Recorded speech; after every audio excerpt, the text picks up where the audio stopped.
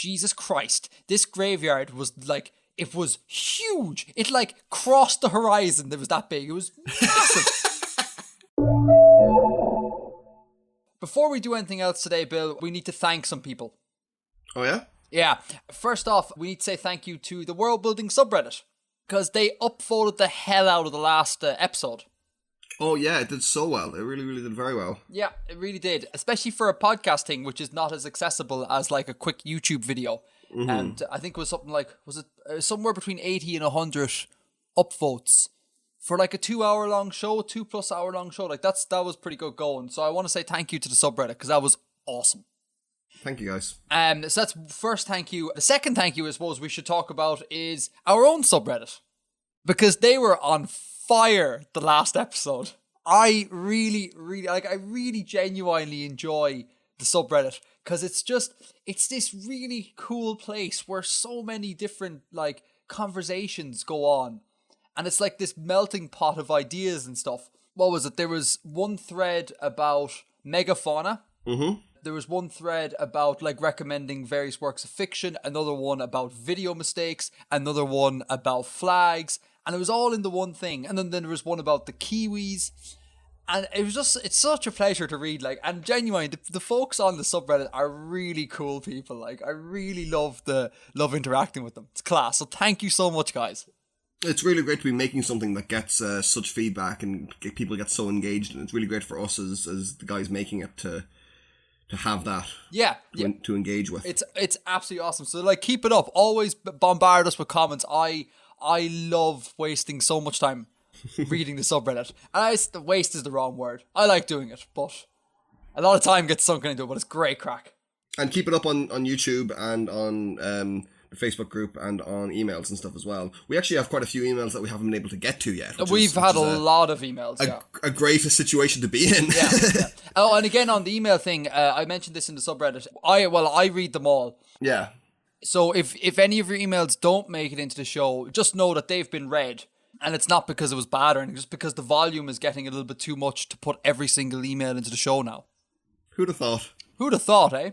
So that's second thank you. And then the third thank you, again, I just want to do it once more, goes out to my archaeological friend. Mm-hmm. Because I think without her involvement, there's no way the show would have been as upvoted as it was. She really made that show. So thank you again. It's really great to have that kind of expertise propping up our ramblings and our speculation. Yeah, exactly. And I want to put it out there for the listeners. Do you think this is a good way to go in future to try and hunt down experts? Let me know what you think about that. And also, if that is a good idea, please keep topic requests coming in, because the idea being that if you guys request a certain topic, I don't know, like city building, whatever, then I would read the emails and I would go and try and hunt down a town planner, say, to talk to him or her about that. Mm-hmm. So if you like the idea of experts, brilliant, let me know. And also keep topic suggestions flooding in. That would be great for Artifexian as a whole. Sure. Speaking of my archaeologist friend, I suppose the first item of follow-up would be to say that she left some corrections and feedback for us. Mm-hmm. She left an extensive email of corrections and feedback. Not that we did bad or anything, it's just it was a long show and she had a lot of points to elaborate on. So instead of going through it, what I'm going to do is I'm going to throw those comments in the show notes. Cool. Because we'll be here all day. One thing I do want to point out, though, is there is update on the Lake of Skulls. Oh, class. Yeah. And the metal. So metal. And the update is that apparently they found bits of brain in the skulls when they dug them up. So one could argue that these were like decapitated heads of people on spikes in the lake. Well, presumably. Well, no, I don't think so, because that's where heads usually come from. Yes, Bill. But they could be like, say, the skulls of their loved ones who've died and after have been cremated or whatever. Right. You know, it could be that. But the image that this conjures, this idea of the brain still being in there, is a sort of Joffrey Baratheon sort of thing. I'm not understanding that reference. Okay, Joffrey Baratheon from Game of Thrones? Yeah. Yeah, you know the way there's that famous scene where he takes Sansa out on a walk along the walls of King's Landing. And then to see her dad's head. To see her dad's head. It's all like gruesome and mangled and tarred. So the image I got there was of this lake that is just dotted with like the tarred heads of the people's enemies. And I just think that's so cool. Yeah. So that was a bit of follow-up there. We had someone make some artwork based off the Lake of Skulls. Yes, some good artwork. Some class artwork, yeah, because, you know, sometimes the internet is very famous for poor artwork. This artwork was awesome. And to credit this person is called Astrid, I'm going to assume Astrid Frizek. Okay. I think it's Astrid Frizek. And I will throw this artwork in the show notes for everyone to check out. You should look at it. It's awesome. What I particularly like about it is that, yes, the Lake of Skulls is really cool and all that, but there's attention to detail in the hunter-gatherer at the side, in that the hunter-gatherer is wearing colourful jewellery. And I spent a lot of time talking about how it's not just shades of brown. They would have a vibrant society, and they might be, you know, like have lots of jewellery and beads and feathers and little tiny details like that, I think really made the painting for me. So it's class. Go check it out, guys. And then moving swiftly on to more listener-created works of art, in a way. We have some knitting creation myths in. I saw these, I think. Yeah, do you remember us calling for knitting creation myths in, like, the first episode? Yes. Yeah, so they've begun flooding in. When I say flooding, I mean 2 have been coming in, but that's good. We got one from, let me just pull it up here. And I just want to read these out because they're kind of short and I quite enjoy them. Via email from, oh god, the names are so difficult. Sraxi? Yeah, let's go with that. Sraxi. We have a knitting creation myth that is as follows. In the beginning, the void-like cotton of the universe was free and unbrushed, but then she came. She combed the cotton and separated the strands, so structure and order in the universe began. She dried and stretched the strands, forming her resilient yarn. With knits and pearls she made a double helix scarf, and from it life arose. The fundamental forces holding the basest of particles together are the strengths of her yarn, and the patterns of her stitches. Even to this day, knitting is used to divine the will of the goddess, and to influence mundane existence. That's pretty cool. It was very cool. It's got a sciencey bent to it, which is I'm always in favour of. And then via YouTube, we had one from B. Cradley. And it goes, in the beginning, there was the void, the energy, and the goddess. The goddess had 2 needles, the needle of fate and the needle of chaos. The goddess spun the energy into great strings, so she took the 2 needles and knitted and weaved into space-time.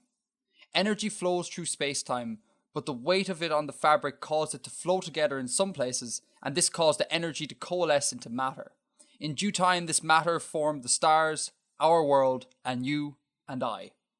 Which, again, another similar sciencey bent, which I really like. So thanks a million to Siraxi and B. Cradley for sending in those. They were awesome. Really enjoyed.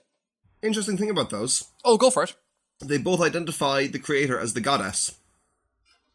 They do. They're both... Are they both... Yes, they're both a female deity. Mm-hmm. Yeah. Yeah, that is interesting. I suppose, is that because we associate knitting with a predominantly female thing? Yes, which it historically isn't necessarily. Really? Yeah, in Ireland, it was actually a man's task. No way. As far as I know, yeah. Huh. We had a teacher in primary school who, yeah? Elementary school for those not in Ireland, who made us all knit. So for the last hour of school on like a Friday, we all had to knit something, and I became quite a good knitter. And I think my crowning achievement in knitting was I knitted a little footballer, a little Brazilian footballer, because I was obsessed with Brazilian footballers at the time. And from what I remember, it was not terrible. Like it was an okay teddy, like, so just a little thing out there. So, and knitting every so often I kind of pick up knitting needles if I see them around the place and begin to knit a little bit. It's actually a really therapeutic thing. It's really nice. Just sit there, and if you just like play a podcast or something and just do the same like motion over and over again, it's a really nice thing. Yeah, it's something I'm very interested in. Casting off is the bit that confuses me. I'm half convinced that casting off is witchcraft, but the rest of it I understand. Yeah, you said that in the first episode. Still the case. It's still the case. The analogy you used was skyhooks, wasn't it? Yeah, it's like skyhooks. It's like skyhooks. But anyhow, yeah, I have a friend who's a very keen knitter, and they were telling me about there's a sort of textile historian, I suppose would be the word. Okay. Who does a lot of work into knitting traditions and collects knitting patterns from history and from different locations. Ooh. And I think from her work, this friend knew that knitting was actually, like in the west of Ireland, was historically a thing that men did. That's really cool. I wouldn't have thought that. It's interesting how we make those kind of assumptions. But like, why not? Why wouldn't it be? Yeah, exactly. And like we do it all the time, like with pink and blue and things like that. Whereas their roles historically were reversed. Yeah. So yeah, but some good knitting bits. I liked it. I liked them. They were good. Thanks, guys. Yeah, definitely keep more. Just send us all your thoughts. yeah, exactly. Now, so the final email I would like to bring up is from a person who I won't name quite yet, and you'll see why in a second. And they ask in the email about what our thoughts about Doctor Who is. Mm-hmm. So, really quickly, Bill, what are your thoughts on Doctor Who? I find it hard to get into. Okay. There's such a huge kind of backlog to it. I mean, there's like 50 years of material, and I like to kind of know things from the start. I find it often I can find it difficult to just kind of step in the middle and enjoy the ride. Mm. And from the little I know, I get the impression that actions don't have long-term consequences, and story events don't have long-term consequences between different storylines and between different writers and between different doctors. Like, I remember it being said in one episode from, after Christopher Eccleston, in the kind of the modern run, that there were no Daleks, because they were all killed in the Time War. And first of all, that doesn't make any sense to me, because if they have time travel, why can't there be Daleks all over the place, regardless of at what point they all got destroyed? Right. And then, second of all, there are Daleks now, and it just feels like events don't really have any long-term significance in the overall setting. That said, I recognise that I'm looking at it from a very particular point of view, because it's not about that, it's more about the work of the individual writers. So it's about events having consequence within specific story arcs. Yes. So it's partly my idiosyncrasy as a viewer. But I think this feeds in a little bit to what I was saying before about it being like mythology. It's using stock characters and stock concepts to tell a variety of stories from different perspectives, which is something I'm very interested in. I just haven't been able to really get my teeth into the show itself. Because of the length. Because of the length and because of that thing about the canonicity of it. Okay. Jesus, he asked you to give a short summary. Christ, he goes into a big, massive spiel. Sorry. No, I'm joking. I am the one who always goes off on long tangents, Bill. I say this completely ironically, right? My thoughts on Doctor Who is that I know little to nothing about it. Mm-hmm. I have seen bits of it around the place, and I know like famous bits of it. I know what the Daleks are, and I know what the Weeping Angels are. You know the Weeping Angels? Yeah, Weeping Angels are a great monster. Yeah, they are a really cool monster. So I know bits of things like that. I've heard some ridiculous stories that come with Doctor Who, like just off the wall, crazy nonsense sort of stuff, and that's made me kind of weary about investigating it. But also, and I don't want to sound offensive or anything, it's very English. And I just, which is fine, but I don't dig that aesthetic. I don't know. There's something about it. It doesn't get me going, So everything is cozy and there's tea at the end. Yeah, and then like the TARDIS is like a phone booth, and it's like it's like a London phone booth, and it's all very of England. Yeah. Yeah, and not in a sort of Lord of the Ringsy romantic past way, in a sort of like the way England was maybe 10 years ago or something like that. It's not removed enough for me to have for it to be appealing to me. Okay. I actually quite like that aesthetic in a lot of things. Like mysteries, do you ever watch the Father Brown mysteries or, Agatha Christie kind of stuff? Yeah, Agatha Christie stuff, yes. Yeah, I quite like that. Yeah, but that's a whole different thing, Bill. I suppose Agatha Christie's a bit darker, but it's still quite English, Yeah, no, but yeah, I know, but it's not proposing like an alternate universe. Oh, okay, so it doesn't work for you for science fiction? Yes, yeah, exactly. Oh, okay. Agatha Christie, nothing wrong. I can watch English films all day long, and that's cool, right? Or films set in England. It's just that it's this science fiction thing, but it's still heavily steeped in modern day England. And that, I don't know. Yeah, and again, that's just me. I hear Dr. Show is an award, Dr. Show. Dr. Show! Again, that's just me. I hear Doctor Who is an award-winning show and is much loved by many, many science fiction fans. So, and if the subreddit is anything to go by, we all know that my reviews of film, both television and cinema, are all rubbish. So, you should always take my opinions with a pinch of salt. Now, the real reason I bring up this email is not to talk about Doctor Who, more to talk about the name of the person who sent in the email. Mm-hmm. They challenged us to try and pronounce their name. So, when someone challenges Edgar, he doesn't back down from it. So I accept your challenge, dear listener, and both Bill and I will attempt to pronounce your name. Let us know if we got it right in comments, alright? Have you got the email open there, boy? I've got the email open. Alright, okay, so, can you see the name? I can see the name. Do you want to give it a crack? Just the first name now. Just the first name. The fact that they're asking us this makes me kind of double guess myself, but I'm going to go with my gut instinct, go with my initial reaction, and say Anurin. I would have said Anurin too. Okay. That's what I would have said. But just like you, I was like, if they're bringing it up, it's going to be something weird. Like, what, I could just, try find it on behindthename.com. No, that's not in the spirit of the challenge, Bill. Well, I've already said my guess, so I think it's fair for me to look now. Okay, do you want to check up the name then, Bill? Yes. Okay, let's go for it. Okay. Now, this is being done honestly, I do promise. So that was my guess, and... Yeah, I think Anurin is a very logical guess. For the listeners, this is spelled Aneurin. Wait, behind the name doesn't actually give pronunciations. Oh, my bad. Oh, well, it could just be a made-up name. No, it's listed. Oh, it's listed, but they don't give anything. It doesn't give pronunciation. As a second guess, you could go Aneurin. Yeah? Form it like a German sort of thing, Aneurin. Okay, where do you think it's from? Oof, it Scandinavia. Okay. I think. Where in Scandinavia, I don't know. Will I tell you? Oh, go for it. Welsh.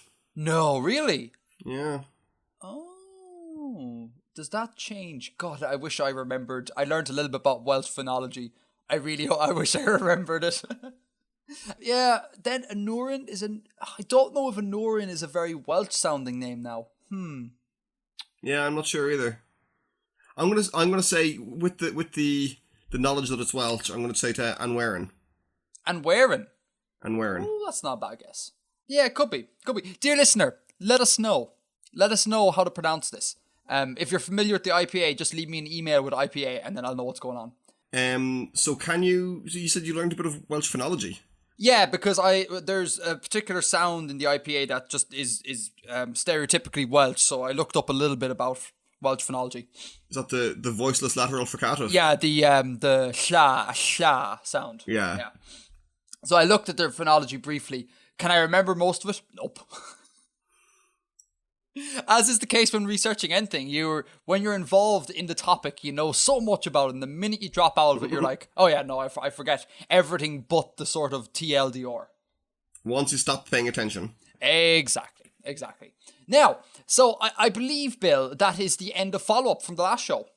I've got one question. Oh, okay, go for it. So, we were talking a lot about your video error. Oh, yes. the seasons and axial tilt video. Have you come to a decision on that one, or? Yes, kind of, in a way, sort of. That sounds like a no. No, I think I have. I kind of regret bringing it up on the podcast. Okay. Because people were great and people were really, really helpful. But what I hadn't anticipated was that there would be such a wide variety of responses. So it went from like people going, yes, take down the video, to no, what are you on about? It's perfectly fine. No one cares about this. Then there's people who are like, yes, it's a big deal, but don't take down the video. And then there's people who are like, make a separate video. And then it was, don't make a separate video. So I was very, very confused very quickly.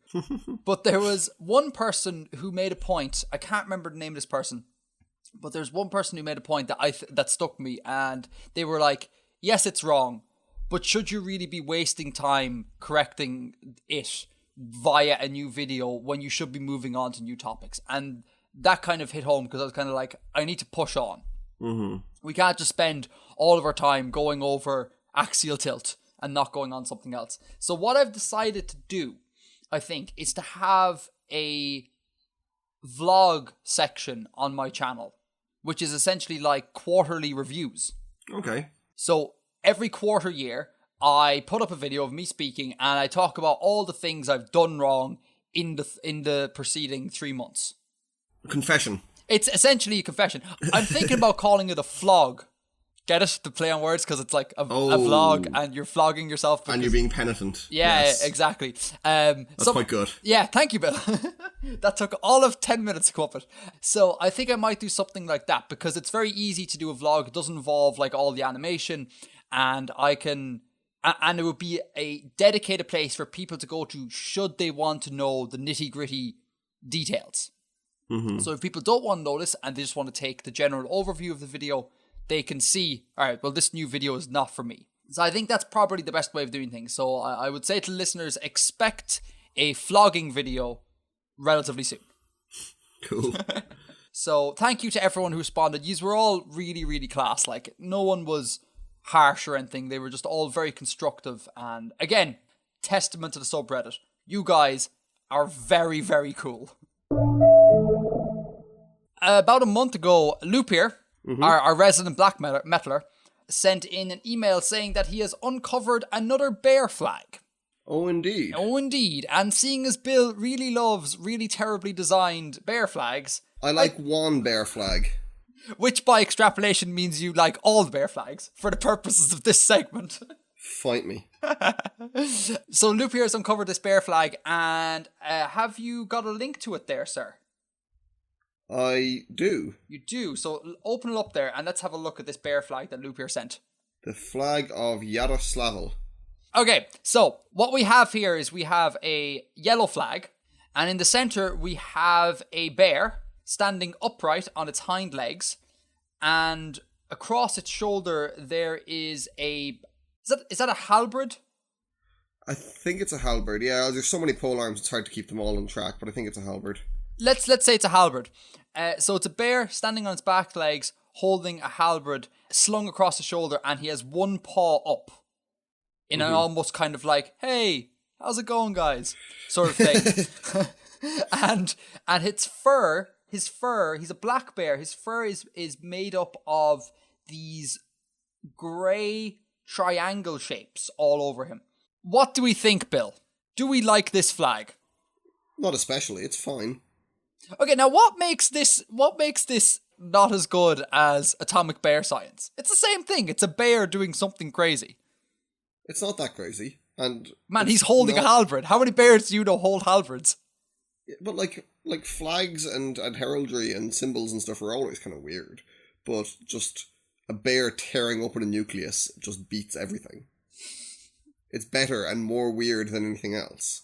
Okay, that's a fair point. I don't like the flag again because it breaks all of Edgar's rules of what good flag design is. You may disagree with those rules, but they are the rules I like to maintain myself by. So yeah, out of 12, 6 maybe. Right. Yeah. Yeah, I mean, it's fine. I have no strong reaction one way or the other.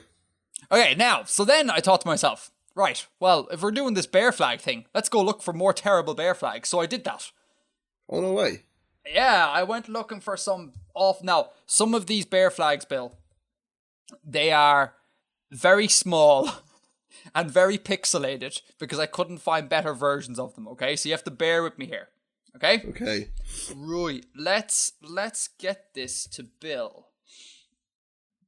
All right, there you go. The Karelian naval flag. The Karelian naval flag. Ah, here. What's here about? Awful. It's awful in that it's very, very small, or awful in that it's just an awful flag? It's a really ugly flag. It's a very ugly flag. Now, fill me in here. Karelia, that's up by Finland, isn't it? Yeah, it's kind of the Russian side of the Finnish-Russian border. Look at that. We're tying everything together here. Bear flag. We're tying atomic bear science back to your trip to Finland. It's beautiful. Beautiful. It's majestic. Poetic, some might say. So this is the Karelian naval flag. Do you want to give a pop at describing this for the listeners?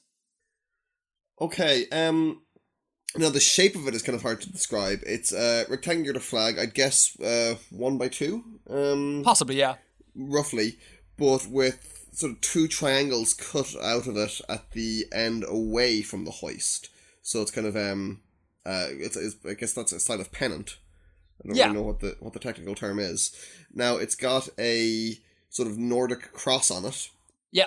Black cross with red borders, and then a red square in the center of the cross, against a green background in 3 of the quadrants. And the upper left quadrant is the same red as the border of the cross. Mm-hmm.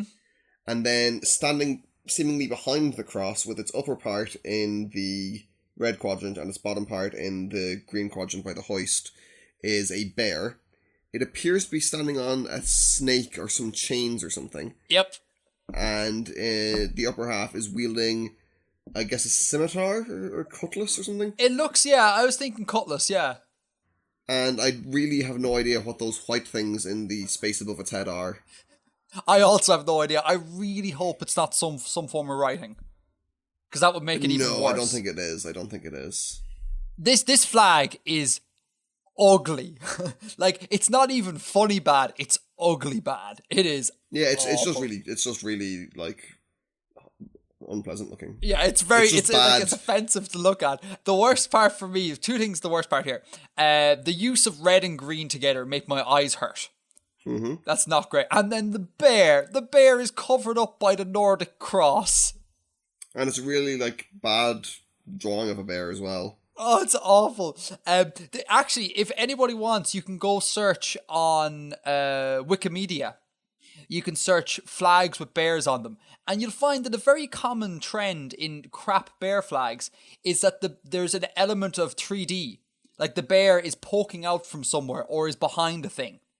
Yeah. Which is very, very, very strange. And I don't understand why. Are like all the bear flag designers just really bad at their job? I don't understand. But this flag is shockingly bad in a totally non-funny way, in a really sort of like, oh boy, I need to shower, I feel unclean sort of way. Mm. So that was number 1. A bonus flag, I'm not going to talk about it, is the city flag of Madrid is a shocking bear flag. The city flag of Madrid? Of Madrid, yeah. Okay. I just want to put it out there for anyone who wants to do an extra little bit of homework. Bill, are you Googling the city flag of Madrid? Of course. No, we can't talk about it. We're going to spend all day on flag corner if we do this. We don't have to talk about it. I'm able to look at things and not talk about them, Edgar. No, really? Okay, moving on. Okay, right.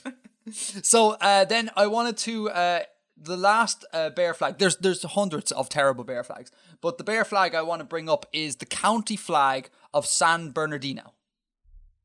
Okay. This is, I believe, California. I think, isn't San Bernardino a county in California? It is, yeah. Yeah. So this flag, right, it is a. Oh, I need to send you a link. Sorry. Oh, I've got it. Open off Wikimedia Commons here. Okay, what's it look like? Blue, white? Yeah. Yeah. Okay, fine, right. What the hell is going on? Hold on. So this flag is about a 1-to-2 ratio again.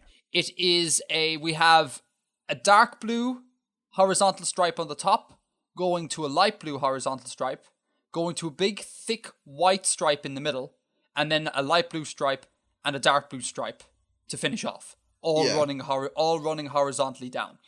In the white stripe, we have everyone's favourite choice, lettering on a flag, saying County of San Bernardino. In a really bland font. And it's not centred. It's not centred. Drives me nuts. Now, you're right. Yeah, not good. And also, if you think about the O of San Bernardino is really too close to the edge of the flag. Very much so, yeah. Yeah, It needs a big margin. Yeah, in real life that would look awful. So we have the writing, and then to the left of the writing we have a seal. As in arms, not as in arf arf. Arf arf. What's a seal sound like? Yeah, that's exactly what they sound like. No, it is. We have the vexillological seal. Yes. Anyhow, so we have this seal on the left now. There's a lot going on in this seal. This gets better and better the more I look at it. Yeah, I know. Right now, there is a lot going on in this seal, listener, so bear with me here. I'm going to try and do this in a sort of logical way so you can understand what's going on. This seal looks like an inverted arrowhead. That is a stamp. Okay? Mm-hmm. So, in the seal, we have a green mountain range. Mm-hmm. And we have golden fields beneath it where it looks like there's various crops on it. And you can see like the lines for the ploughing and various bits of green, all of which have been done in, I would assume, MS Paint because they look hand-drawn.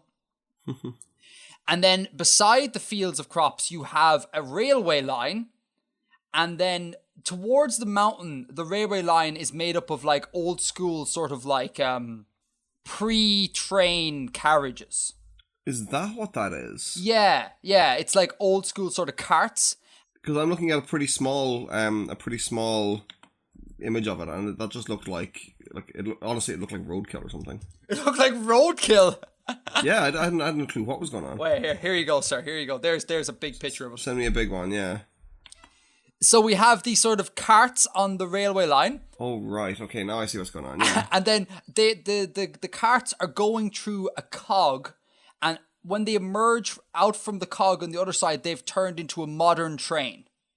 Yeah. And the modern train is driving over what looks to be two different branches of two different trees. Is that a thistle and some sort of olive branch, maybe? I don't know. I don't know. There are two different branches of two different trees. You mean the crossed branches at the bottom of the seal? The crossed branches at the bottom of the seal that the train is like ploughing over. Well, the one on the right looks like grapes to me. I think San Bernardino's wine country. Okay, grapes. Grapes is one. Do you know what the one on the left is? I don't. Okay. An orange, maybe? Could be. Yeah, it could be oranges. Yeah, there you go. Yeah, they go oranges or they did like in the Great Depression and stuff. They did. So, yeah, it could well be that. And then below that, we have in tiny type 1853, just so we know when San Bernardino was established. Mm-hmm. Above the mountain, floating above the mountain, we have the words County of San Bernardino. Just in case you didn't get it from the really big text on the main flag, it's there in small for you. And it forms the crossbar of a scales that is hanging down onto the fields below. Right? And then finally, above the text, the County of San Bernardino, we have, on the right, we have the flag of California. Yep. Which is another bear flag. This is how we tie it in. Mm-hmm. And then to the right of the Californian bear flag, we have another flag, which I don't know what it is. But that's the seal of the United States. Oh, is that the seal of the United States?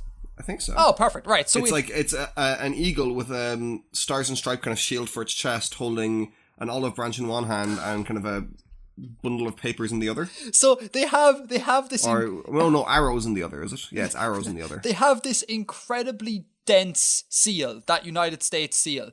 Yeah. Stuck on an incredibly dense seal of San Bernardino and shrunk down to a size in which you're never ever going to be able to get any of this detail. It is so incredibly bad, it's not even funny. It's amazing. Like, there's so much kind of because they've shrunk a complex seal and the Californian flag onto this already exceptionally busy seal. Yeah, exactly, yeah. And then they've shrunk that and put it on an incredibly bland flag. Yeah, exactly. And County of San Bernardino is reduplicated. It's there in the flag and it's there in the seal on the flag. Yeah, it's amazing. It makes no sense. It makes no sense. It makes me brilliant. so angry. And the way that the San Bernardino seal itself is it's kind of serrated or something, like it's not like a smooth line. Yeah, it looks like edge. It looks like a stamp. Yeah. Yeah. Oh yeah, it does look like a stamp. Yeah. It looks like an arrowhead-shaped stamp, which is just like, why? There's no symbolism behind that. Like, I can't think. There might be. I can't think of anything that's going to be like, well, the serrated edge of this seal is steeped in deep symbolism. I don't think that would be the case. I think someone was like, let's make it look pretty, and then just didn't understand what the word pretty was. Yeah, after a quick Google, I'm pretty sure that's an orange tree branch and a grapevine branch. Cool. So, like, let's just to count up the elements here, okay? I want to count up the elements just to make the County of San Bernardino aware of just how complex its seal is.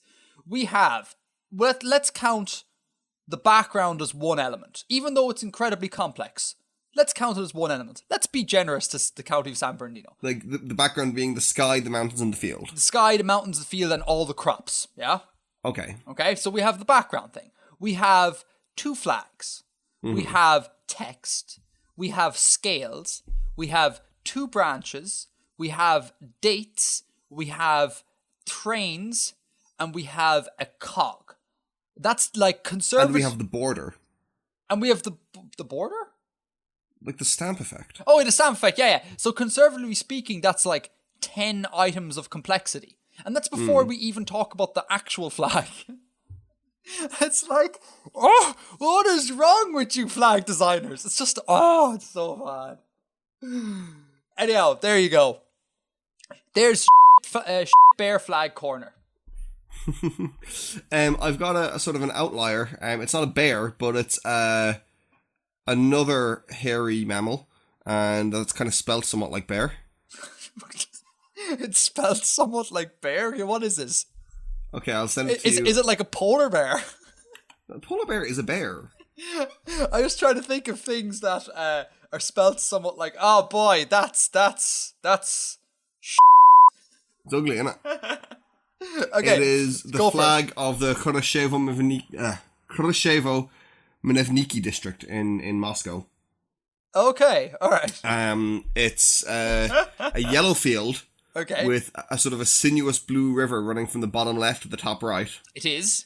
And in the centre there is what is meant apparently to be a beaver standing in a sort of triumphant pose with 1 foot on a stack of 3 bricks and the arm on that side grasping a tree. So the beaver's building a little dam. Oh, is that what he's doing? Oh, yeah. Oh, I see. Because beavers are known for building their dams from red brick. It could be dynamite. It could. It could be cartoon dynamite. I think you're stretching there, sir. But then there'll be a beaver blowing up a dam, which is with not cartoon dynamite, which is kind of it's kind of a clever inversion. There's sort of an irony there. Let's go with dynamite. It's very, very poor. Very, very poor flag. It's very, very, very bad. Yeah, and I see why you brought it up as a bear flag, because I mean, like, at first glance, it's a big brown thing. Yeah. So you could be like, oh, it's a bear. You need to look at it closely and go, oh, it's got buck teeth. It's got buck teeth and a big tail. And I didn't even see the big tail because it kind of blends in with its leg. Because the majority was behind its leg. Do you know what I thought? Which was really weird. I thought he was building a bridge, not a dam. I thought it was like building a bridge, and the symbolism was that like the beaver must stand for the people that this flag represents, and that the flag represents overcoming overcoming adversity to get to like the fruits of your labor. The fruits of your labor being the tree, the adversity being the river, and overcoming it being the bridge. Which is probably all too serious a reading, but because I read it like that, the 3 little red bricks reminded me a lot of how you might build bridges in Minecraft. That flag is, oh god. Oh God. It's poor, right?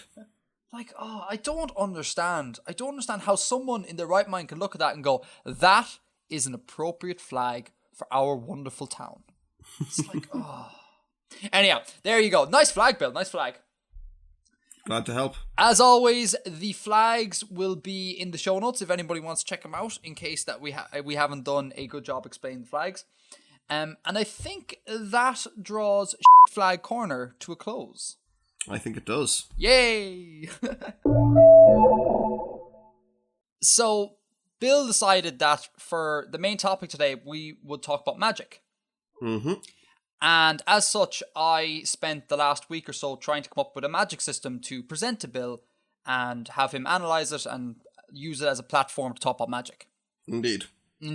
And I did this, and I think I've got something. I think I've actually genuinely got something that's very cool. So I'll run it by you, Bill, yeah? Yeah, for sure. Okay, so remember the Dager system? The planetary system, yes. The planetary system, yeah. So this, elaborating on that, this is going to be the magic system that works in that world.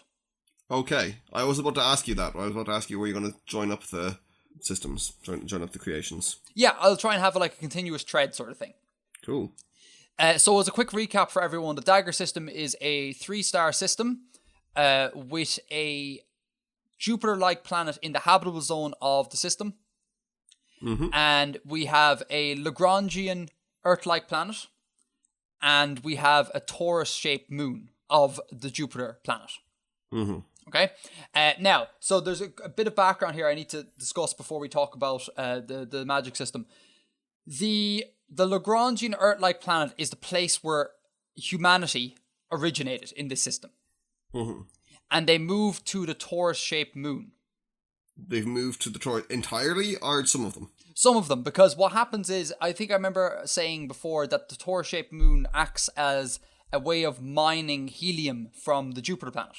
Yeah. So people go there for work. I'm gonna retcon that.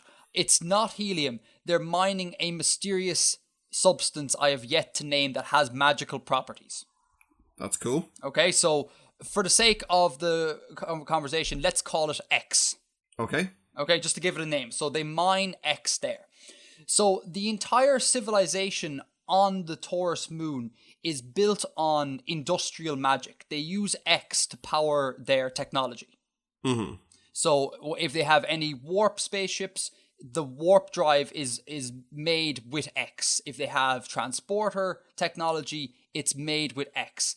X has to be used in combination with technology to produce magical effects. On its own, it's a useless substance.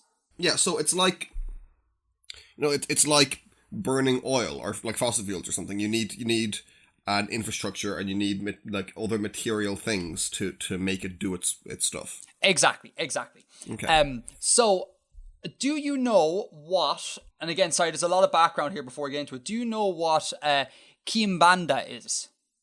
Kimbanda? Yeah, I believe it's pronounced Kimbanda. I don't know. How do you spell it?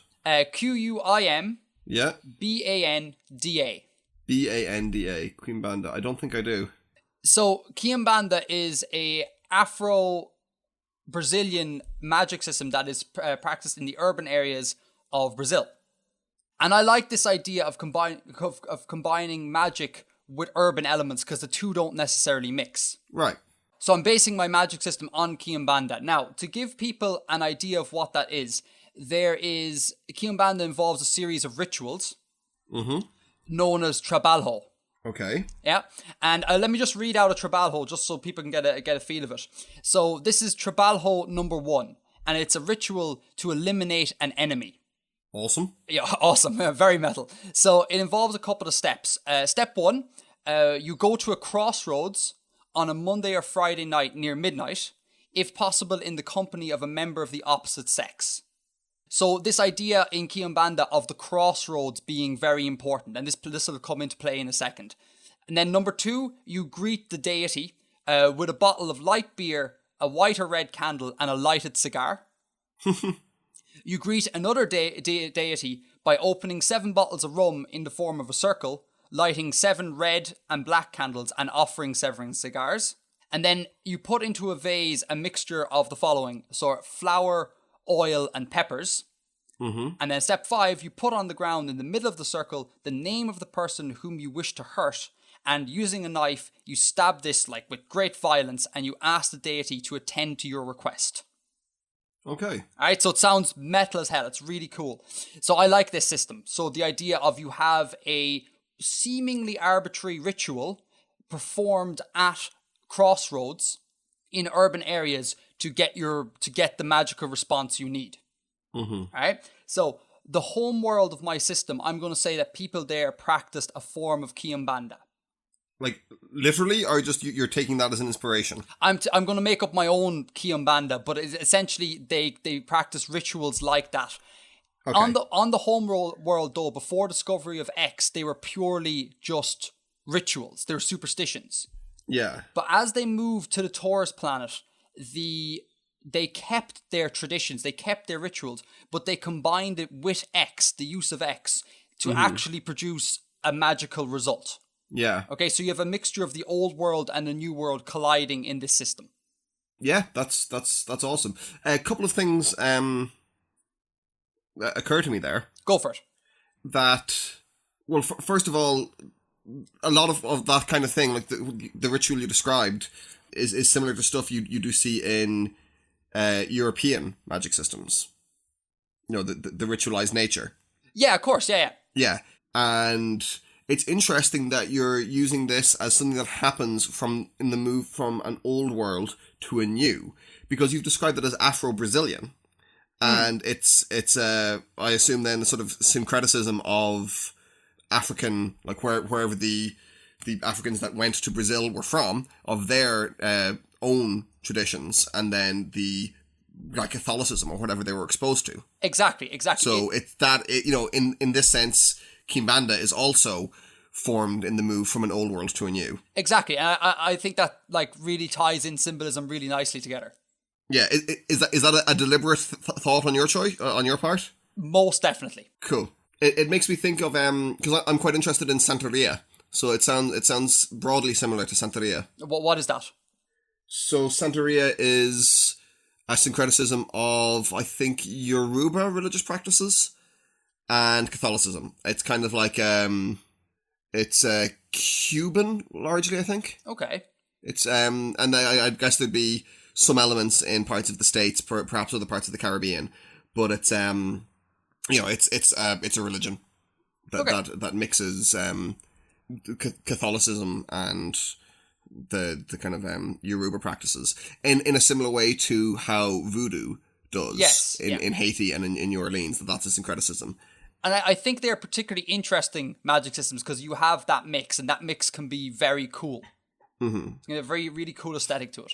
So, anyhow, to back up, on the home world of humanity, they practiced a form of ritual belief that I will develop based off Kiambanda, which is purely superstitious and doesn't actually involve real magic. But then when they move to the Taurus planet, with the discovery of X, a magical substance, they keep those rituals from the old world, but it becomes a like magic system in earnest. Okay, cool. Right, now, so here's the setup, right? The setup is that on the Taurus planet, the government places restrictions on how X is used. Namely, they only use X, and they don't want the public using X. Their official standpoint is that X is a rare substance, and it should be used for the betterment of mankind. Okay, so they're like, listen, limited supply, we need to pump it into the technology that drives our civilization. We can't have people wasting it on themselves.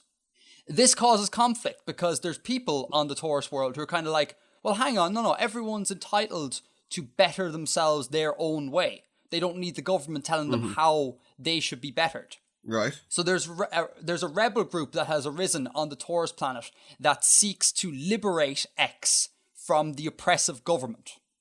Right. Right? And this is how it happens.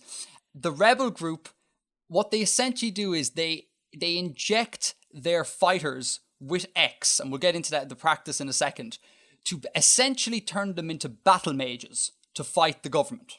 Cool.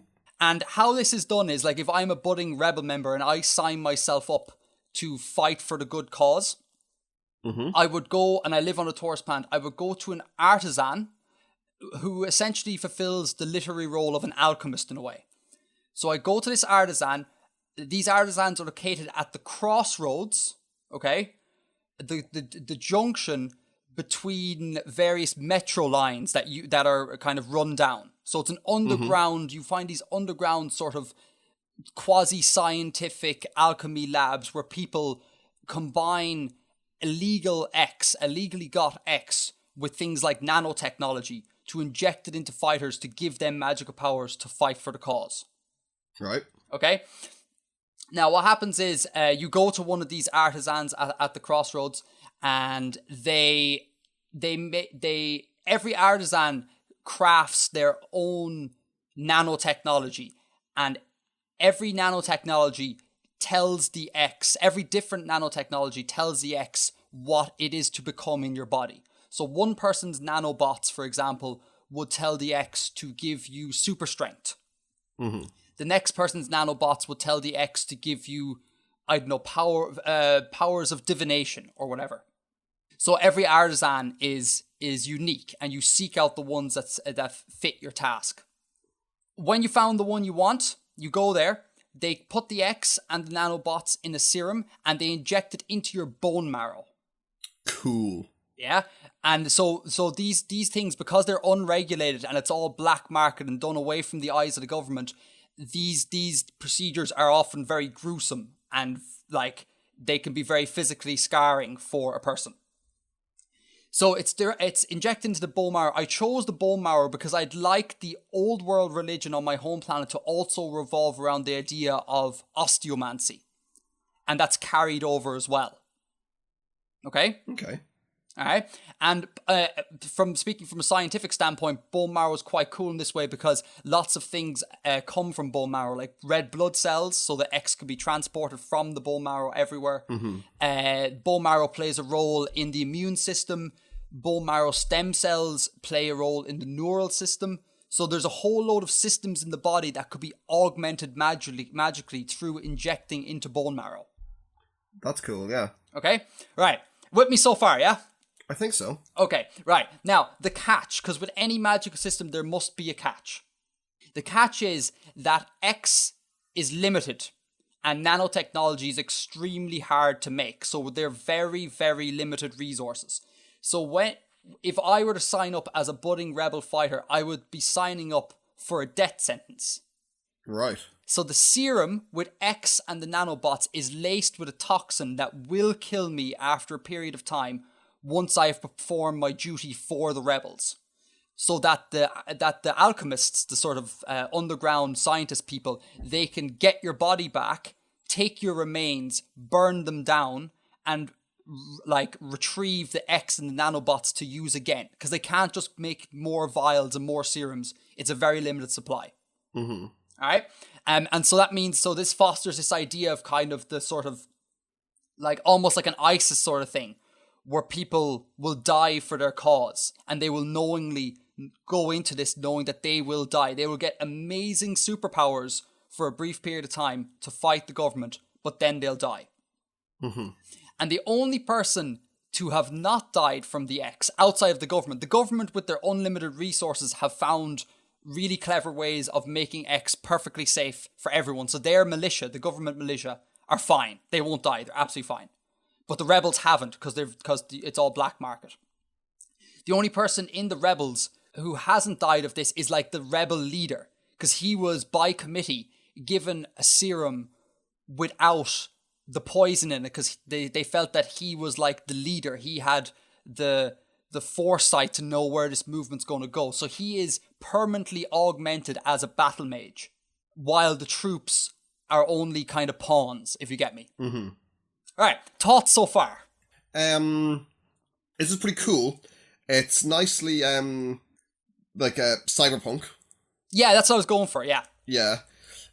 From the point of view, why do they want the soldiers to die though? Why do they not just want to keep soldiers that are augmented And not, like, why do they need to use new recruits? Why not just keep them and then they'll grow in experience as well? Yeah, so because remember I said that each nanotechnician or alchemist or whatever performs only one specific task. Right. Right? So when you get augmented, you say become, I don't know, like the cyberpunk equivalent of a black mage or whatever. That means you're just a black mage. And they mightn't need black mages for the next mission. They might need blue mages or white mages. So they become expendable, if you get me. No. Like, you don't need fighter pilots for every military operation. You don't just go, shooting them once they've landed. Yeah, of course. Yeah. But remember, the supply of X and nanobots is limited. So if you have a really, like, rare resource sitting in someone that you're not using... Oh, the X doesn't get used up? No, the X doesn't get used up. No, yeah, that's because after they die... You have to retrieve it from their body. You burn down the body. I thought you were just retrieving the nanotech. No, you're retrieving the X and the nanotech. Oh, okay. Do you get me? And maybe. Also, to further bolster that, I can always say that one can only ever get one injection. Like, I can hand wave it and say that different nanobots from different artisans will conflict with one another and you'll just die anyways. Oh yeah, that makes total sense. But it seems to still make more sense to me to be like, okay, well, we've got this guy who's super strong, and we don't need him right now, but let's just like not murder him. Let's just wait around until we do need a guy who's super strong again. Yeah, but let's boil it down to a very simple perspective. Let's say we have the leader and two fighters. Yeah. All right. We have the leader, the super strong guy, but we need someone now with telepathy. Yeah. Right. And so the super strong guy has the entire X resource in his body. Right. So we have to take it out to give it to the other guy to get telepathic powers. Right. It's just that it works on a slightly larger scale. Okay. Okay. I'm not saying it's perfect or anything. It's like No. I'm not trying to be overcritical. I'm just trying to get it straight in my head.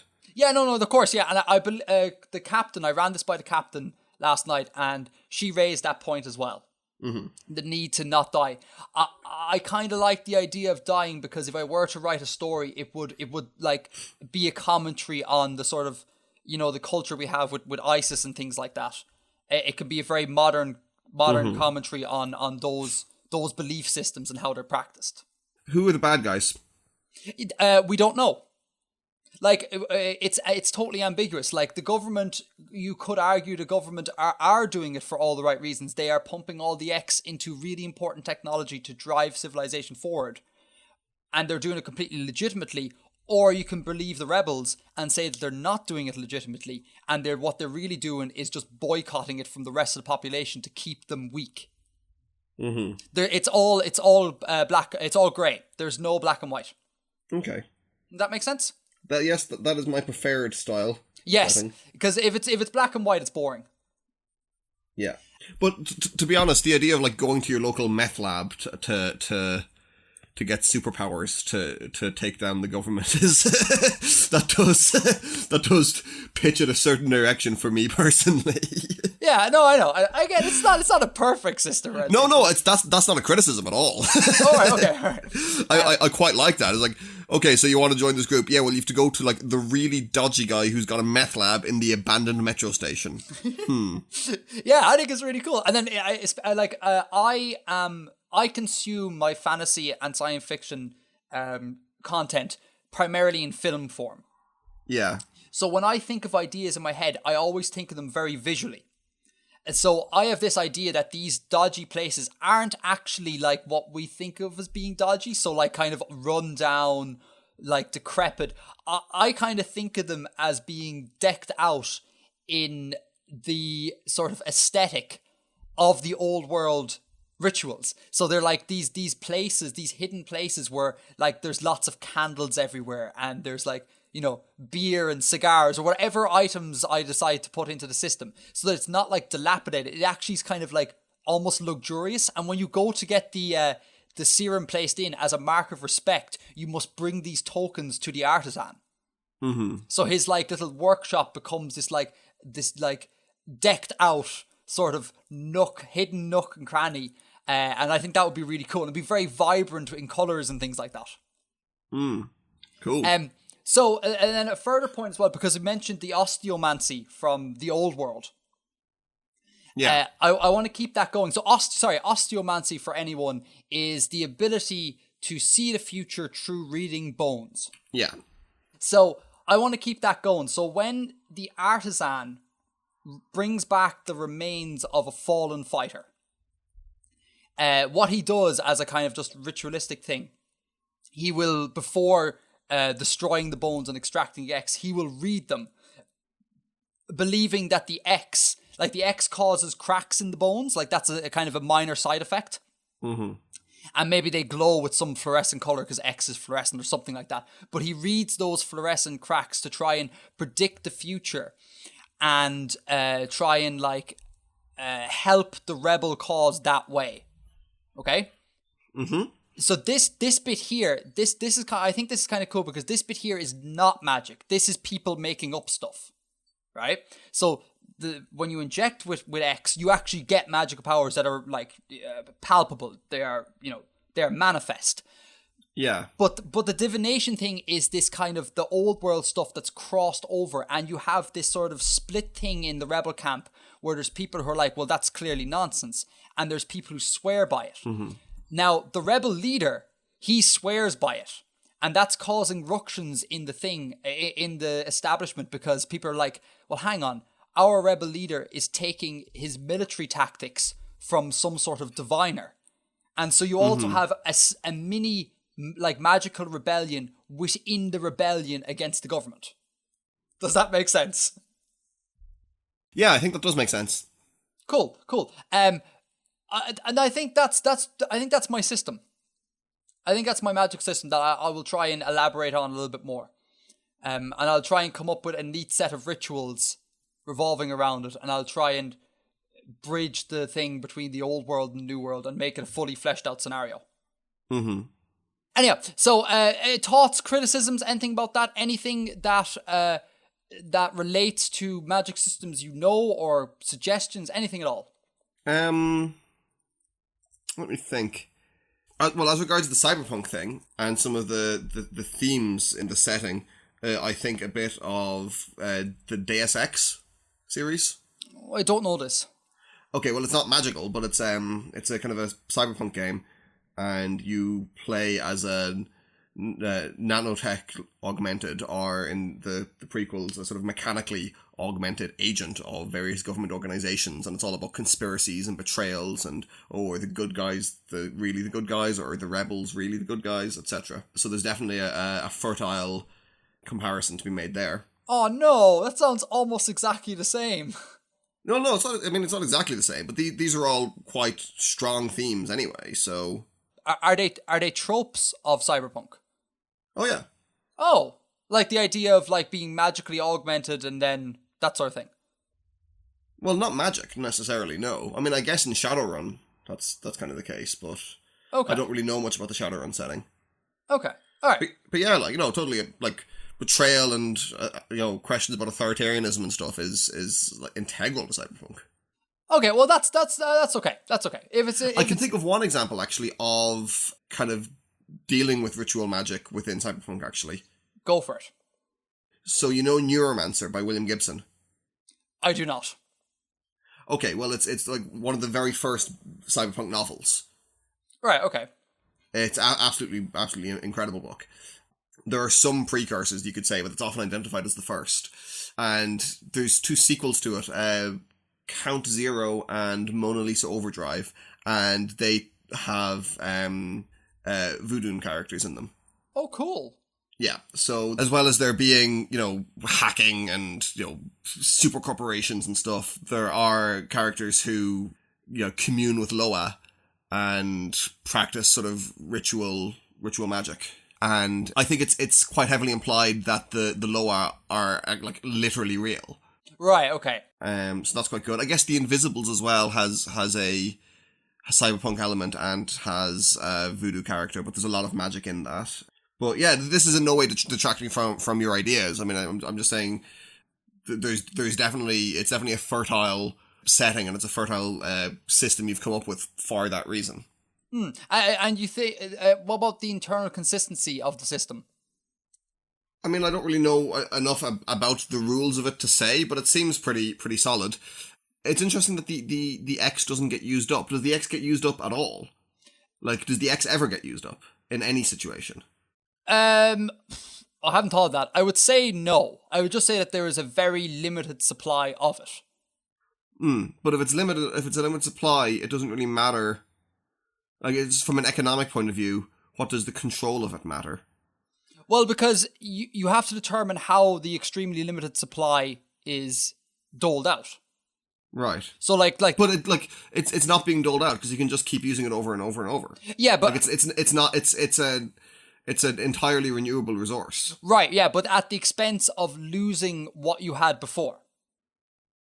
Losing what you had before. Like, so let's say you have a transporter, right?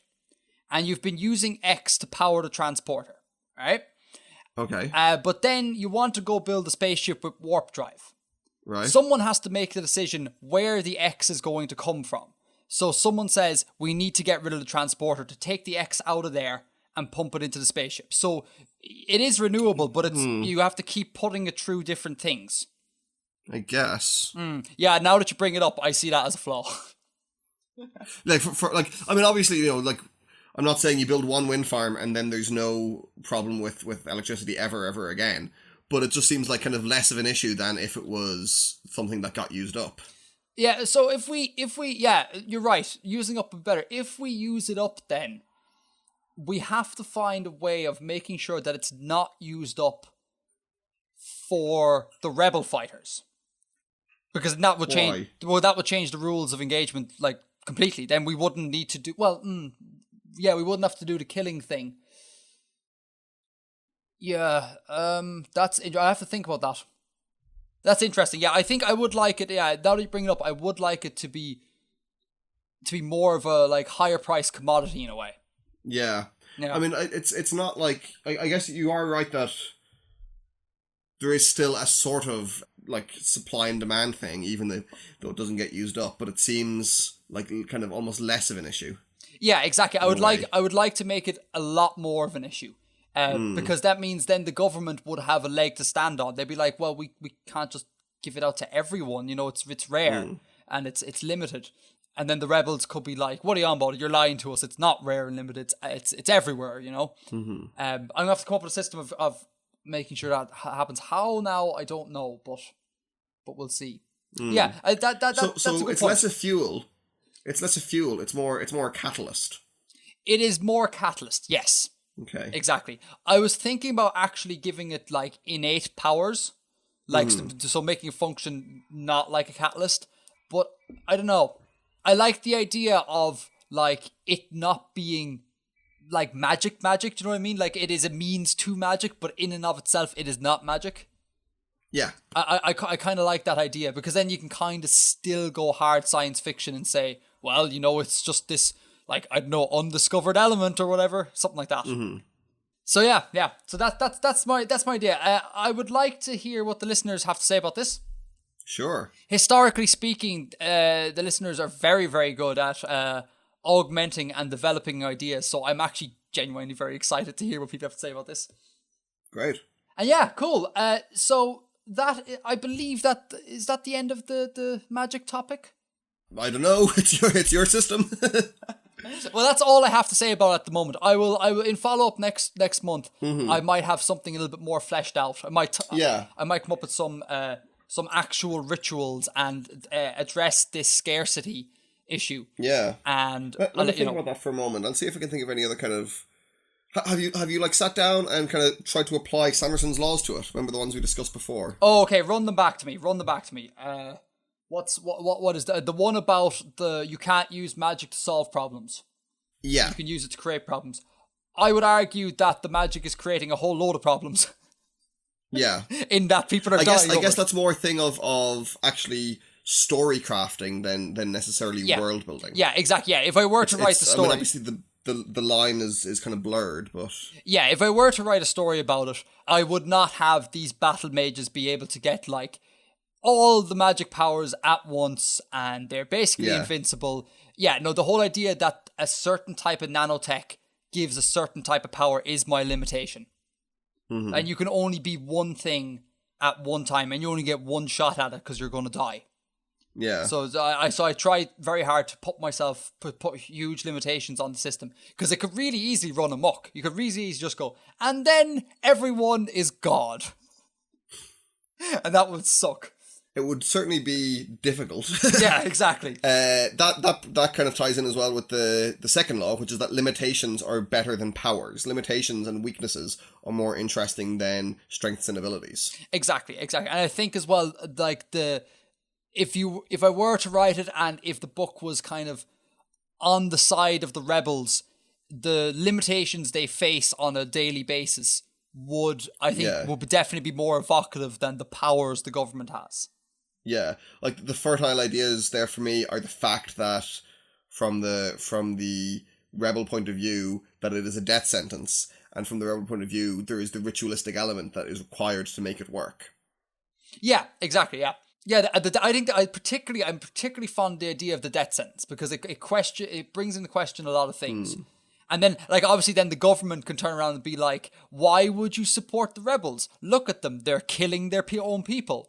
And then the rebels can say, well, we have to. And they do so willingly because you're oppressing us, you know?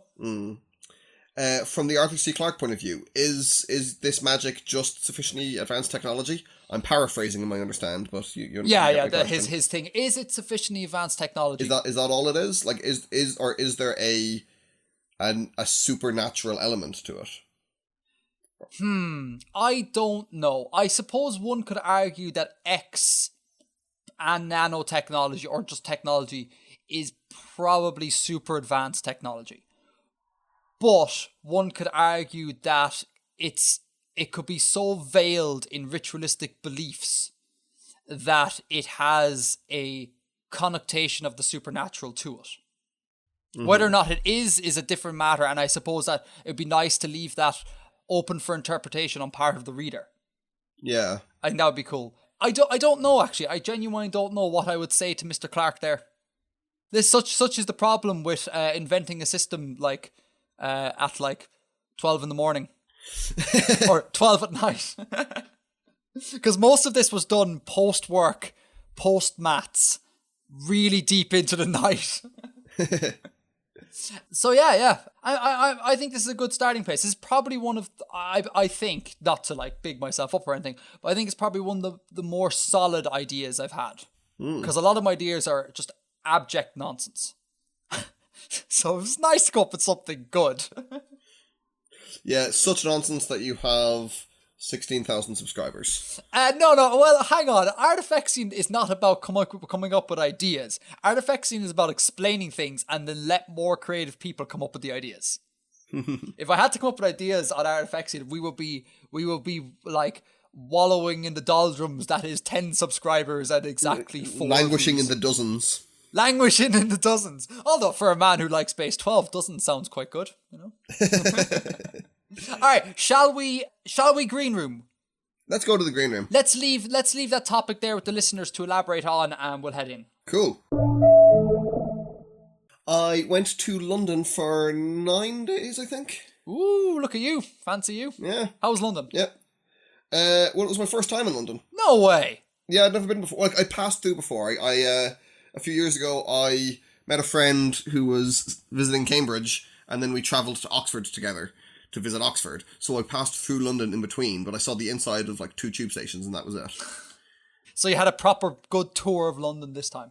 This time I certainly did. I was there for a long time, and I saw lots of stuff. I didn't do like 9 days of tourist stuff. I did a few days of tourist stuff and a few days of being with my friends and seeing, like, you know, just like them living in London and doing stuff with them in their kind of normal life. And yeah, it was very, very good. I would highly recommend it.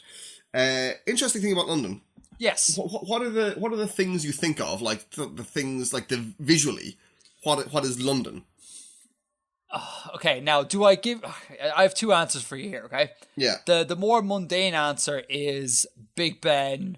Yeah. The big wheel. The less mundane answer is the City of London plaques that are everywhere. Because the City of London is a different place from the rest of London and all of that. Yeah. Yeah. So what is it that you're going to enlighten me about here? I'm going for the mundane thing, right? So you think of the London Eye, you think of the Houses of Parliament, Tower Bridge and stuff. And London is full of all these like really iconic things that you see, like on the TV all the time, in print all the time. And so in a way it was kind of, oh yeah, that's Tower Bridge, cool. And like Tower Bridge is brilliant, but like the first time I saw it, it wasn't like breathtaking. It was just like, oh cool, that's Tower Bridge. Okay. And I have seen that now, and I am in London and seeing that thing that is in London. But I think the second or third day I was there in the morning, I just wandered around for a while, and I came across Christopher Wren's monument. Who is Christopher Wren? Christopher Wren was an architect in like the late 1600s, mid and late 1600s. Okay. So he was around the same time as like Isaac Newton and Robert Boyle and those kind of guys. Okay. Yeah. And I just wandered along and I came across the monument. Okay. Have you ever heard of the monument? No. What are you talking about? Yeah, see, this is the thing. The monument is really, really cool, and no one is, like, it's not a thing anyone really thinks about, because there's just so much other cool stuff in London to see, so much big, impressive architecture, that this is one that's just kind of also there that people kind of forget. And it's kind of sandwiched between a load of other buildings, so it's, like, you can see it from a distance, you can see the top of it, but you can't actually see what it is until you get up literally right beside it. So the monument is a big pillar that was built to kind of commemorate the Great Fire of 1666. Okay. And it's like a big tall one, and there's a big plaque on the bottom, like an enormous, like a 2-story plinth, and then you go up a couple of hundred steps, and there's like a view all around. And it's really awesome. It's like a big pillar, and it's very, very visually impressive. And just no one really knows it's there. It's really weird. Well, hang on. So your point here is, if I can summarize, your point here is that cities are complex places with a lot of beauty in them. And we only ever recognize the few buildings that make it into a popular zeitgeist, and we don't recognize the rest. Is that your point? Well, if you're going to be a dick about it. No, sorry, but it happens everywhere, like. I thought you were going to tell me this wonderful thing that is unique to London. Well, if you're going to be a d*** about it. No, the point is that there's this cool thing, and it's like that London is so full of cool stuff. Like anywhere else, you'd know about this. Anywhere else, this would be a big deal. In pretty much any other city. Oh, okay. All right. So your point is the multiplicity of amazing stuff. There's so much big, impressive stuff to see that this one big, impressive thing, which would be huge, like, in pretty much any other city. Like, oh, maybe not like Paris or Berlin or whatever, but, like, in any other normal city, it's just, no one kind of really knows it's there. So what you're saying is that London's just quite large? I'm saying that London has a lot of stuff in it. No, I'm joking. If you're going to be a dick about it. Man, you gotta stop swearing so much. Okay, sorry. We're going to leave all this in. There's going to be so many beeps. I apologise for Bill's profanity, listeners. It's not okay. I apologise for Edgar being so rude to me. No, I'm being deliberately provocative here. Okay? I know. Yeah. I know. Because you are an unpleasant person. So that was pretty cool. What else did I do? I went to St. Paul's. The cathedral. Yeah. Cool. That's really, really cool building. Yes. Did you see Mary Poppins? I did not see Mary Poppins, but what I did see in St. Paul's was a big monument to Wellington, which, obviously, as him being my chief dude, was pretty great. And then I saw his tomb, which was also pretty cool. Okay. What? No, I love the way it's like I am your chief dude sometimes, and I love the way I fall into the same camp as Wellington, which I think is hilarious. He's my chief history dude. And I love the way there's subdivisions within this camp. I love Wellington. He's great. It's like almost like someone walks into a building and you're like, hi, and the building is entitled Bill's Chiefs. It's the name of the building. You walk in, hi, I'd like to speak to Wellington. And then I'm there and I go, oh no, sorry, this is the chief podcasting dude section. You need to take a left and then a right, and then it's 4 doors down, and that's the chief history section. And it's just Wellington and Napoleon glaring at each other across the table. Yeah. I'm trying to think of what else I got up to in London town. You had a very cultured experience in London. Did I? Yeah, my take-home memories from being in London is walking through their red light district and getting now I'm not in a sort of sleazy way, and that was the way home, and getting a late bus home after being out in the town for way too long. Oh, I went to the British Museum. You see, Bill, so cultured. That was pretty good. So I went with a friend who knows it really well. She's an expert on kind of the Mesopotamian rooms. Knows loads about Mesopotamia. Okay. Which I'm quite a fan of. The first thing we saw, though, just inside the door, first door to the right, was a mummified crocodile god. Oh, now we're talking. Which is just so metal. That is so metal. The ancient Egyptians were so metal. You've no idea. I like that. And then, yeah, we wandered around the Mesopotamian room for a while, or the various Mesopotamian areas, and that was really fascinating. That's a cool bit of history, because you know that there was kind of a global recession in the Bronze Age. How? What? There was a global recession. There was a huge, distributed Bronze Age culture, from Mesopotamia into parts of India, and all across the Mediterranean, and it collapsed. Why? Do you know? No one is really sure. No one is entirely sure why it collapsed, as far as I know. Oh, I did not know that. Huh. Yeah.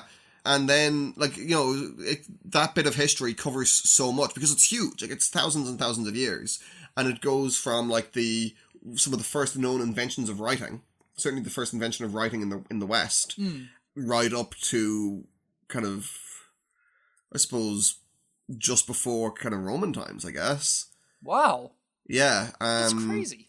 Yeah, it's really cool. A lot of really interesting artifacts there.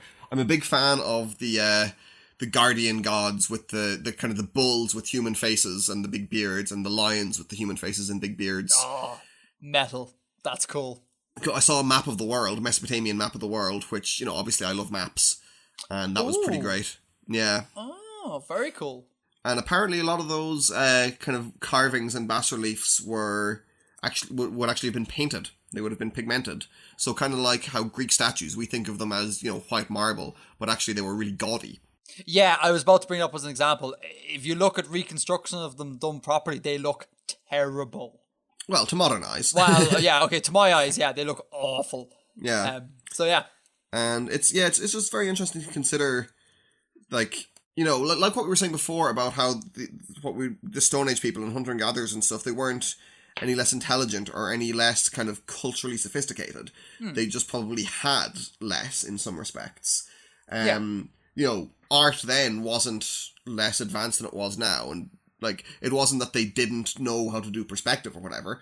That just wasn't a concern for them, and it wasn't relevant to their kind of epistemology of how to represent art, and it wasn't really relevant to the materials they were using.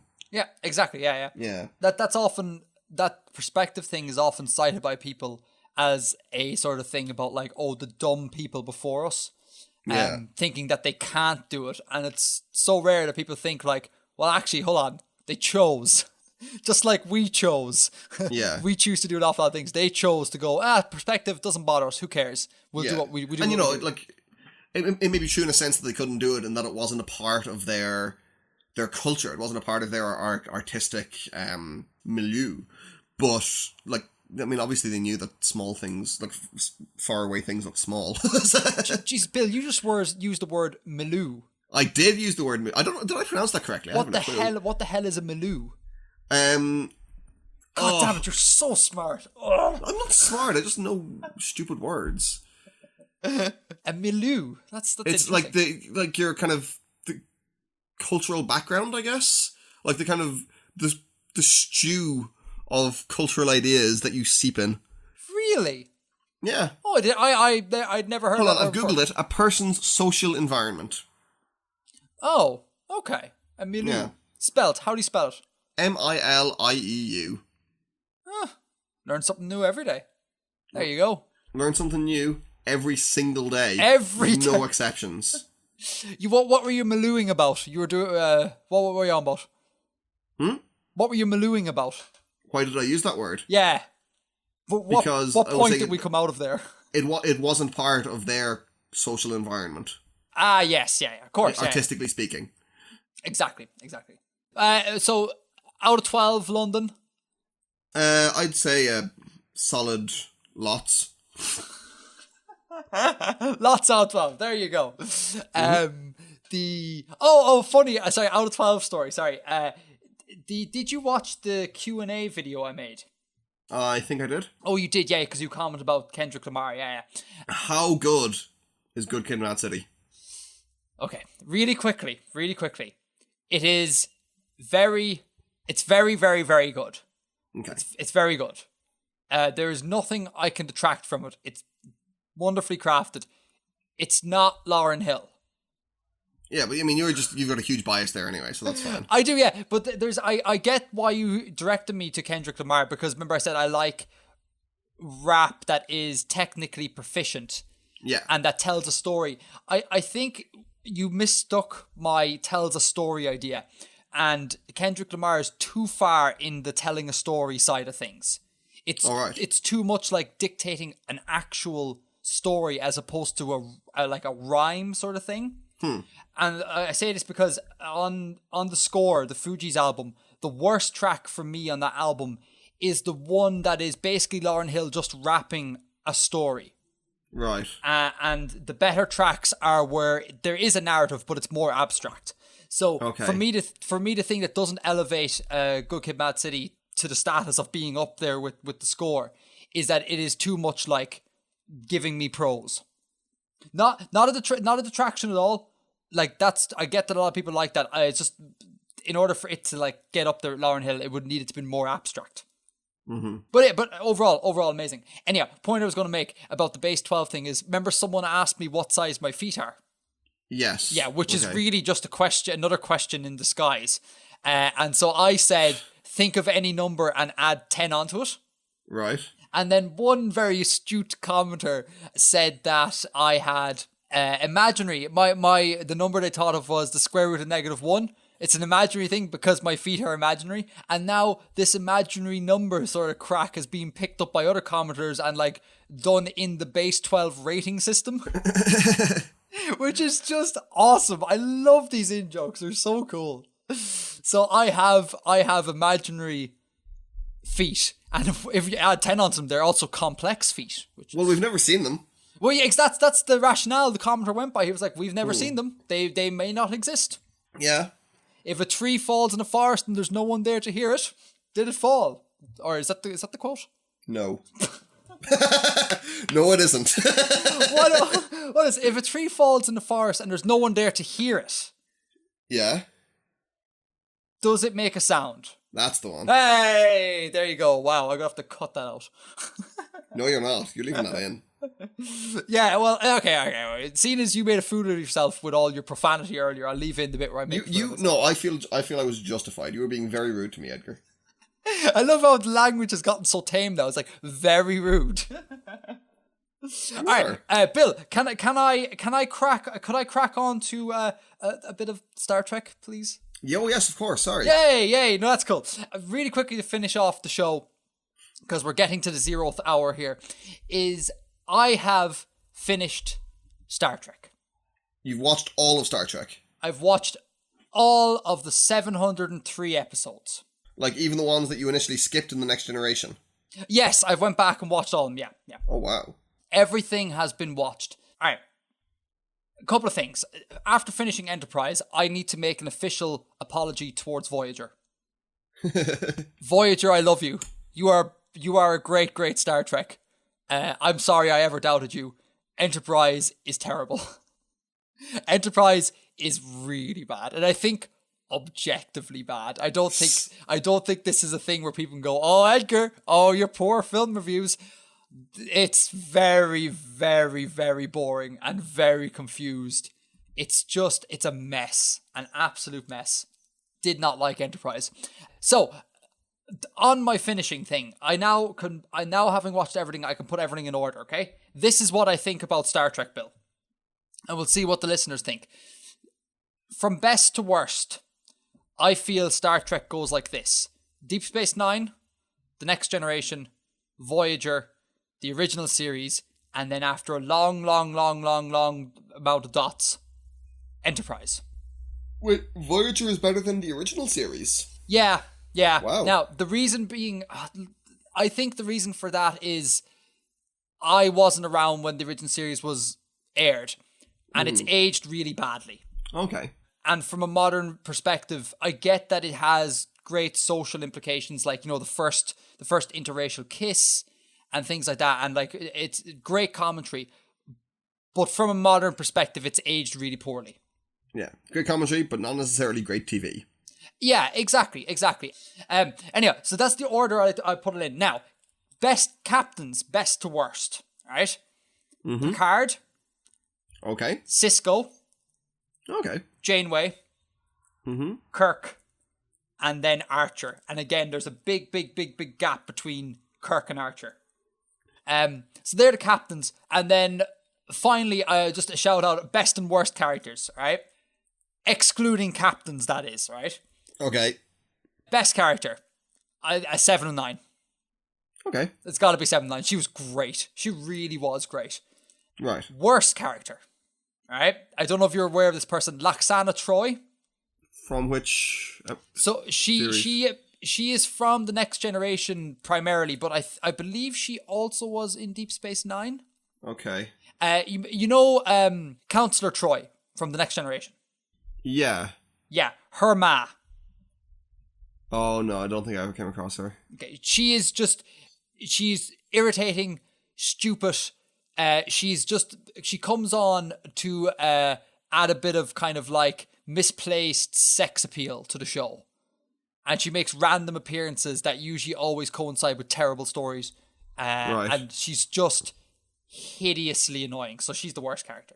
There you go, Bill. That is Star Trek in a nutshell. I am done, and now I'm on to the Clone Wars. Awesome. I started watching the Clone Wars last night. Couple of bits of feedback here for the people who left feedback on the Clone Wars. Really cool. Initial thoughts are really cool. Good. I really like it. The only problem is the episodes are so short. Yeah, because kids' TV show, like, so they're like 20-ish minutes. Yeah, they're 22 minutes, and it's like by the time I'm getting into it, I'm like, oh well, it's done. And like, I kind of wish they'd make like 45-minute long animated things. That would be awesome.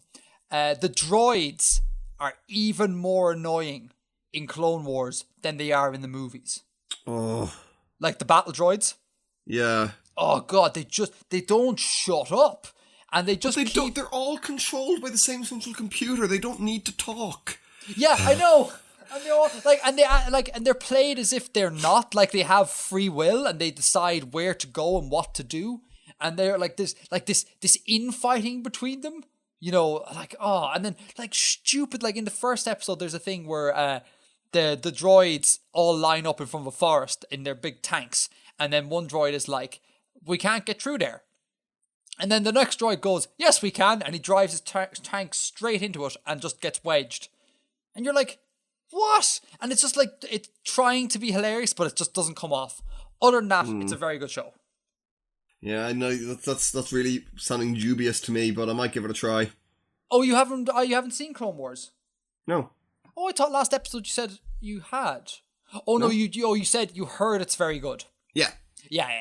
Yeah, no man, I think it's worth it. Yeah, it is worth it. There's a few things that I think are wrong within the initial like 6 or 7 episodes I watched, but overall it looks like it's going to be good. And Bill, is this us? This is that. This is us. Shall we go? I think we should go. And I've got before we go, Edgar, let me say Ras. Oh. But you didn't. Did you roll your oar there? Yeah. Oh, can you roll your oars? I certainly can. Oh, you can. Oh, I'm so sad. You can roll your oars and I can't. Oh, Bill, this is terrible. I'll tell you what. Poor Edgar. I will leave you then, right, with not Edgar out, but I will leave you with the, quite frankly, superior rolled oar. I will leave you with the word Rao. What's that? No, that's from the video, man. It's the word. Did you not watch? Oh god. Is that? Wait, hold on. Did I say it wrong? Did I? Oh, yeah, this is hilarious. No, yeah, you did, yeah. Oh, it's Rao, not Ras. I thought you were, see, Zidnaf made the example in the video of Ras to demonstrate the rolled Oh, door. But that's how I got confused. Yeah, at the end of the video, I say the word for by is Rao. Oh, sorry. But with a rolled R. No, not with a roll. The proper pronunciation is with the French, back of the throat or. Oh, okay. Yeah. If you rolled it the way you rolled it, it would be the incorrect pronunciation. Okay. So say it again? So it should be Rao. Rao. Yeah, exactly. But if do it with a rolled R there? Rao. Yeah, that's wrong. Okay. That's not the same word. Okay. Wow, that was the most awkward ending to a podcast ever. Bye.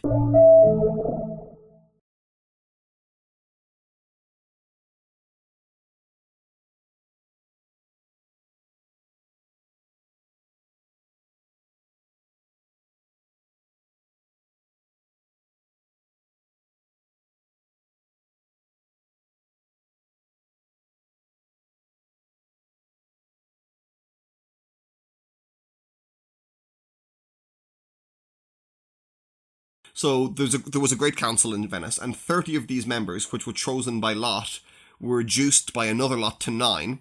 Then that 9 chose 40 people from the council, and that 40 was reduced to 12, and those 12 chose 25. The 25 were reduced to 9, the 9 chose 45. The 45 were reduced to 11, and the 11 finally chose 41, who then actually selected the Doge. Wow. That's cumbersome.